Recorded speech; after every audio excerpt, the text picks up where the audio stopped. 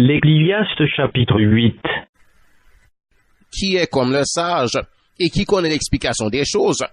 La sagesse d'un homme fait briller son visage et la sévérité de sa face est changée. Je te dis, observe les ordres du roi, et cela à cause du serment fait à Dieu.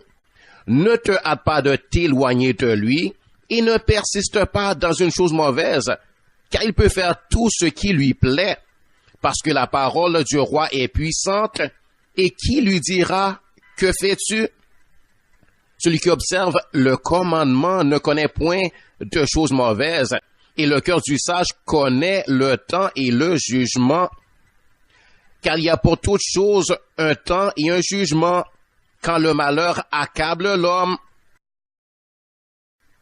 Mais il ne sait point ce qui arrivera, et qui lui dira comment cela arrivera. L'homme n'est pas maître de son souffle pour pouvoir le retenir. Il n'a aucune puissance sur le jour de la mort. Il n'y a point de délivrance dans ce combat, et la méchanceté ne saurait sauver les méchants. J'ai vu tout cela, et j'ai appliqué mon cœur à tout ce qui se fait sous le soleil. Il y a un temps où l'homme domine sur l'homme pour le rendre malheureux. Alors j'ai vu des méchants recevoir la sépulture et entrer dans leur repos. Et ceux qui avaient agi avec droiture s'en aller loin du lieu saint et être oubliés dans la ville. C'est encore là une vanité. Parce qu'une sentence contre les mauvaises actions ne s'exécute pas promptement, le cœur des fils de l'homme se remplit en eux du désir de faire le mal.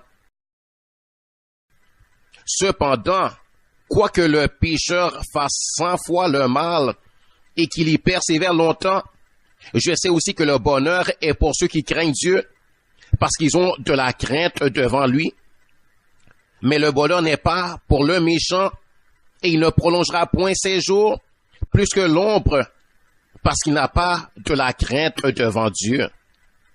Il est une vanité qui a lieu sur la terre.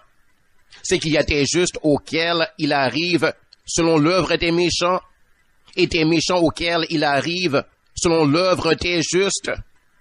Je dis que c'est encore là une vanité. J'ai donc loué la joie, parce qu'il n'y a de bonheur pour l'homme sous le soleil qu'à manger et à boire et à se réjouir.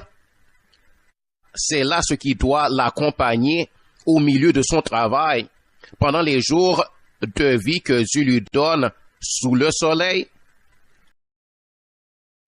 Lorsque j'ai appliqué mon cœur à connaître la sagesse et à considérer les choses qui se passent sur la terre, car les yeux de l'homme ne goûtent le sommeil ni jour ni nuit, j'ai vu toute l'œuvre de Dieu et j'ai vu que l'homme ne peut pas trouver ce qui se fait sous le soleil.